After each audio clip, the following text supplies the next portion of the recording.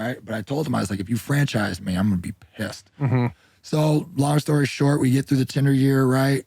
Go into, lead the league in sacks, all that stuff. Get ready to get my contract. I think I'm gonna get my You led the league your tender year. Yeah, my 4th year. What a win, by the way. Yeah, in 14 games, right? So I'm like, we got this, and I'm thinking I'm getting into, we gave them what we at that time, which was going to be a great contract. They turned it down, and I'll never forget the breaking straw. We had a phone call. We were supposed to be on with Carl Peterson and Denny Thum.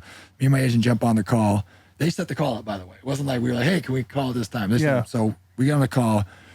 We wait for 20 minutes on hold. Denny gets on the phone and goes, we're going to have to reschedule. Carl had to leave the country. Like, just on a whim, you had to leave the country? You guys scheduled this call. You didn't know he was leaving the country. I was like, you know what? That's the last straw. I called Clark and I was like, here's your guys' option. You either trade me or you rent me for 2 years, and I promise you I pull a hamstring every time. Like when I'm coming in week 6 and pulling a hamstring. Or week 10. I think you have to play 6 games. So got them to trade, got them to give us permission to trade, talk to Tampa. This is during the franchise year. Yeah, no, I didn't play the franchise year. I never signed the franchise tender until we had the sign and trade and deal with Minnesota. So I got them. What's the I'll after 6 weeks, what'd you have to do for 6 weeks? No, so you have to play at least 6 weeks. I'm sorry, so I could show up week 10. You have to play at least 6 weeks to get a credited year. Got you. At that time, because now it's 3 games. Yeah, it's 3 games now. Now at that time you had to be on the roster, 6 weeks. So I could basically hold out for 10 weeks, show up for 6, and I told him I was like, I'll pull a hamstring and be good. So got them to allow me to get the trade, and talked to Tampa, Minnesota, and they got the deal done with Minnesota. But during that time, it was a godsend, dude, because Dwight Freeney comes out and breaks the bank, right? Back then I was trying to get 7 a year APY, and because I was right around where Jason Taylor was getting. He was top 5 in the league at the time, and then Freeney comes in, gets 12 a year. And I'm like sitting here like, well, my numbers are better than Freeney's numbers. Yeah. I'm getting super paid, right? Yeah. Super duper paid. And so that ended up working out. And, it was tough because Herm and I have a great relationship. He was my coach at the time there.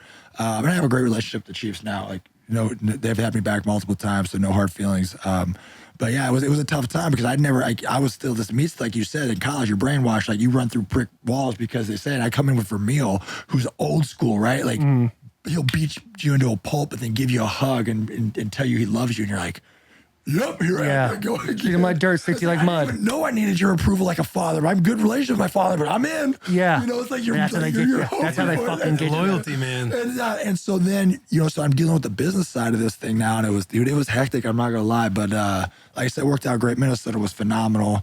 Obviously, my career path worked out okay. But I'm one of the lucky ones. All my trades, I asked to be traded and ended up in the place I wanted to be and never got cut. So it worked out all right. What was that situation like where you were literally with Kansas City say, hey, I'm not playing for you guys anymore. You have to trade me. So obviously it's cold. It's stressful. And then you get Tampa Bay and Minnesota and they're both, you're negotiating a contract while you're getting traded, right?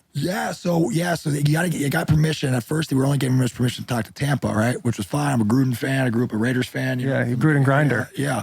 And so, I don't even know what that was, but it was awesome. He was a Gruden grinder. He was a Gruden grinder. Yeah. I got the T-shirt and everything. I love it. That's so cool. I'm like, I don't have one of those. That's an accomplishment.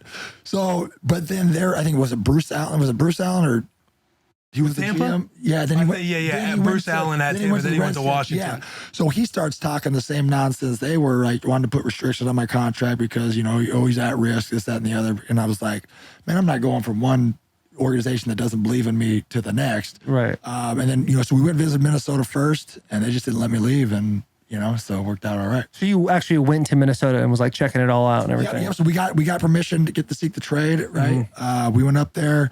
Like I said, you got to hammer out the contract. Right. So now, but not only that, we're trying to hammer out the contract. So we finally get the contract hammered out, but they're trying to hammer out compensation for the Chiefs. All right. So, I mean, they could have paid me whatever, but if the Chiefs didn't agree to the compensation, then it's So they're also they literally not only with you, but they're the Brinks truck negotiating for with you. the Chiefs. Yeah, so for them to give up at that time, a first, 2/3, and make me the highest paid defensive player in NFL history. Fucking insane. It was a nuts deal. That's where it was. I'm not gonna lie, it was stressful. So not only like that, you're just like, not only did they make me the highest paid, they mortgaged the farm to make sure I'm not a bust. So luckily for me, I'm a kind of I try not to ever rest on my laurels, right? I always try to outdo myself and very self-motivated. So it worked out. But yeah, it's a stressful time when you're dealing. I was in the room for all the negotiations. And you're sitting there like, what the hell is going on here? Yeah, some fucking button-up collared shirt that you found in the back of your closet. I guess I'll wear this today. Yeah. You're sitting there, it's still got wrinkles all over it, and they're over there hammering out business calls, and you're just like, holy fuck. Yeah, dude, it's gnarly.